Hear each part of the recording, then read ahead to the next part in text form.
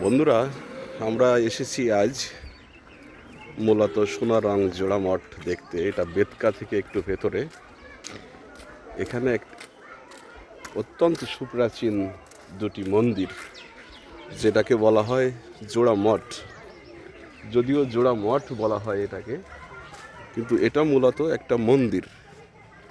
মনে রাখবেন, এটা দুটো মন্দির, যেটা অষ্টাদশ শতাব্দীতে এটা নির্মিত, এবং এই মন্দির দুটি পাশাপাশি দাঁড়িয়ে রয়েছে। এখানে কিন্তু অনেক বিদেশি মানুষজনও এসেছেন, তারা এটা দেখার জন্যে। এই মুন্সিগঞ্জ জেলাতে এটা একটা ঐতিহাসিক মন্দির মূলত, এবং সুদীর্ঘ মন্দির। এটা লম্বা 15 ফিট লম্বা এই মন্দিরটি।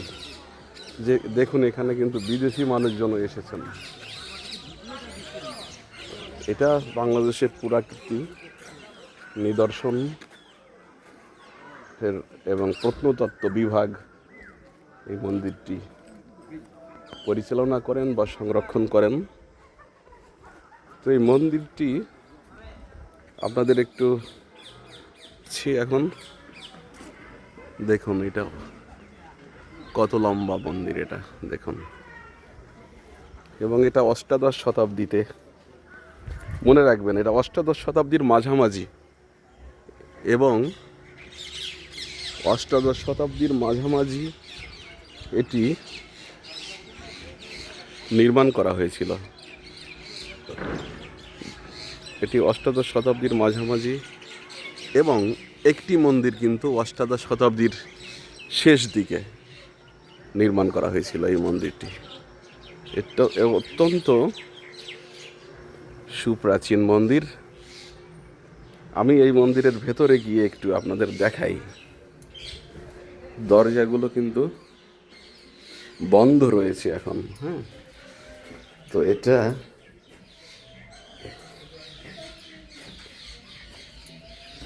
যদি ভেতরে আমি যাই, ভেতরের দিকে দেখুন, আমি এই যে ভেতরের দিকটা যদি প্রবেশ করি, এই যে দেখুন, এই যে এটা সুপ্রাচীন মন্দির। বুঝতেই পারছেন, অষ্টাদশ শতাব্দী বলতে অষ্টাদশ শতাব্দীর মাঝামাঝি সময় এটি নির্মাণ করা হয়েছিল। এখানে দেখুন, বিদেশিরা এসেছেন, ফরেনাররা। তো এটি গেল একটা মন্দির, আপনি দেখছেন। এই যে আমি বেরিয়ে গেলাম মন্দিরের পেছনে চলে আসলাম, এবং এর ঠিক পাশে, ঠিক পাশে এই যে আর একটা মন্দির এটা রয়েছে। এটা দেখুন,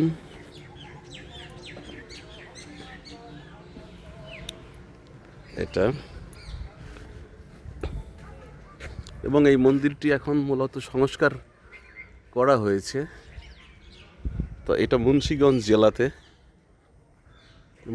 জেলাতে সোনারং গ্রামে, একেবারেই গ্রামের মধ্যে। তো এটা একটা মন্দির তো দেখলেন ভেতরে। আর আমি যদি দ্বিতীয় মন্দিরটাতে প্রবেশ করি, যদি আমি প্রবেশ করি, তাহলে কেমন দেখবেন আসুন একটু দেখাই দ্বিতীয় মন্দিরটা।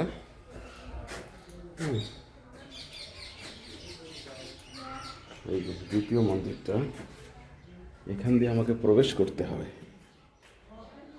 উঁচু এই জায়গাটা দিয়ে। কিংবা বাইরে থেকে দেখা, এই যে বাইরে দাঁড়িয়ে আমি একেবারে ভেতরে প্রবেশ করছি না। ভেতরে একটু নোংরাও রয়েছে। এটা যত্নের অভাবে অবহেলা করা হচ্ছে বলে মনে হচ্ছে। তো এই যে এখন যদি পুরো দৃশ্যটা আমি বাইরে থেকে কোনো মতে যদি দেখাতে পারি আপনাদের, আমি চেষ্টা করব। এই যে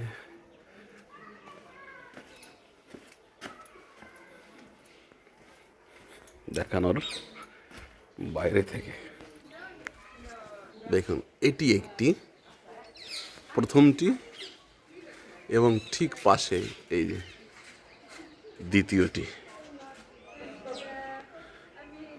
এই মন্দির। এবং মনে রাখবেন এটা কিন্তু সুপ্রাচীন মন্দির, এটা অত্যন্ত ঐতিহাসিক এবং এত উঁচু মন্দির, 15 ফিট লম্বা। এই যে পাশাপাশি দাঁড়িয়ে রয়েছে। আর এটি দেখুন বিদেশি মানুষজন এসেছেন এখানে ঘুরতে। এটা ঐতিহাসিক, অষ্টাদশ শতাব্দীতে এটা মূলত তৈরি হয়েছে। এবং সোনারং গ্রামে আমি দূর থেকে যদি দেখাই, দেখুন অপূর্ব।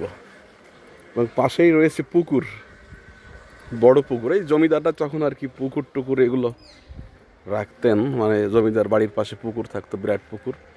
এই যে আমি সামনে থেকে যদি দেখাই, একেবারে একটু দূর থেকে দেখুন দৃশ্যটা, দেখুন গ্রামের মধ্যে বেতকা এবং সেখানে সোনারং।